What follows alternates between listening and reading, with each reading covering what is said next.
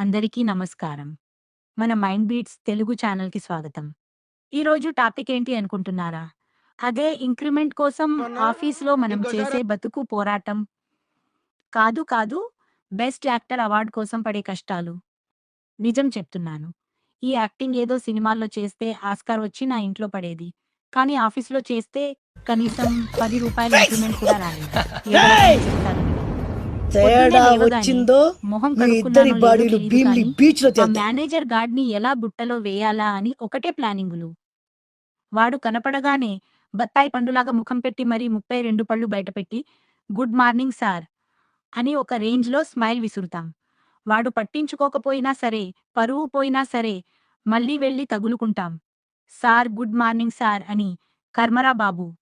ఇక మన సీట్‌లోకి వెళ్ళాక మన పెర్ఫార్మెన్స్ చూడాలి. వామ్మో! నా యాక్టింగ్ నాకే భయమేస్తుంది. అసలు పనే ఉండదు. కానీ సిస్టమ్ దొరికింది కదా అని. కీబోర్డ్ మీద ఎలుకలు డాన్స్ చేసినట్టు టక టక టక కొట్టేస్తూ. అబ్బబ్బబ్బా! ఏకధాటిగా కష్టపడిపోతున్నట్టు బిల్డప్ ఇస్తాం. నా కష్టం చూసి ఆ కీబోర్డ్ కూడా షాక్ అవుతుంది తెలుసా? ఇక ఆ మీటింగులు ఉంటాయి.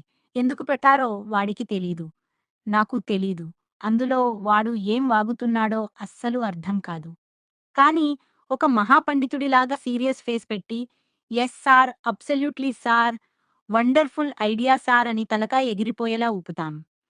అసలు నాలో ఇంత పెద్ద శోభన్ బాబు దాగున్నాడని నాకే అప్పుడు తెలుస్తుంది.